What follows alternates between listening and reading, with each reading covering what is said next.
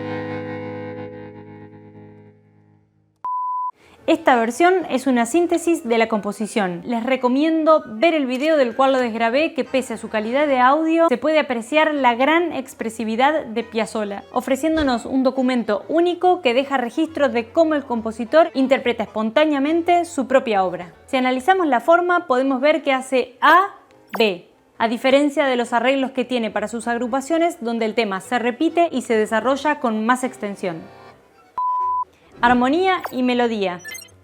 En cuanto a la armonía, utiliza los acordes básicos del tema, sin rearmonizaciones. Y muy importante de observar es que esta aparece todo el tiempo en la mano izquierda. La mano derecha, en cambio, está encargada de la melodía. Nunca, pero nunca aparecen acordes. Lo máximo de simultaneidad de sonidos son solo unas octavas, recurso muy utilizado en este instrumento.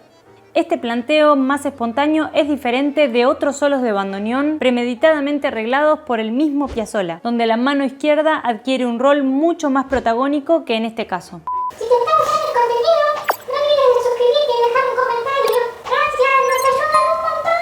¡Por más contenido! Algo interesante de analizar son los adornos melódicos que aparecen en la parte B. Tomemos como ejemplo estos 4 compases y comparemos lo que sería la melodía pelada con la melodía adornada tal como lo tocó Piazzolla en esta versión. El tiempo. En cuanto al manejo del tiempo, es libre durante todo el tema. Piazzolla elige detenerse cuando la música lo pide, de una manera muy expresiva y musical. No es para estudiar con metrónomo. Al ser una desgrabación de una interpretación de tiempo libre, no es posible bajar a la partitura la información exacta. Es por eso que les recomiendo leer la partitura y a su vez escuchar la versión de Piazzolla para incorporar la manera en que lo pensó e interpretó. Tocar sobre la grabación es muy enriquecedor para poder incorporar el estilo, el fraseo y la manera que tenía de tocar en general. Manejo del abriendo y el cerrando. Si tuviéramos que poner un porcentaje de cerrandos sería... ¿4%? ¿5%? 7%. Más allá del porcentaje exacto, lo importante de ver es que toca casi todo abriendo, haciendo uso de la válvula para tomar aire entre frases. Esto está marcado en la partitura con unas comitas. Y también haciendo uso de la válvula para dejar salir aire por la tapa de la misma y cerrar el bandoneón en menos cantidad de notas. Así se podrán encontrar un montón de detalles más que convierten su sonido en lo que es tan particular y distinguible, como por ejemplo el vibrato, el toque, la ejecución de las notas repetidas con el mismo dedo y muchas cosas más. Si te gustó el video, no olviden de suscribirse, nos ayudan un montón a seguir adelante. ¡Chau! Hasta pronto.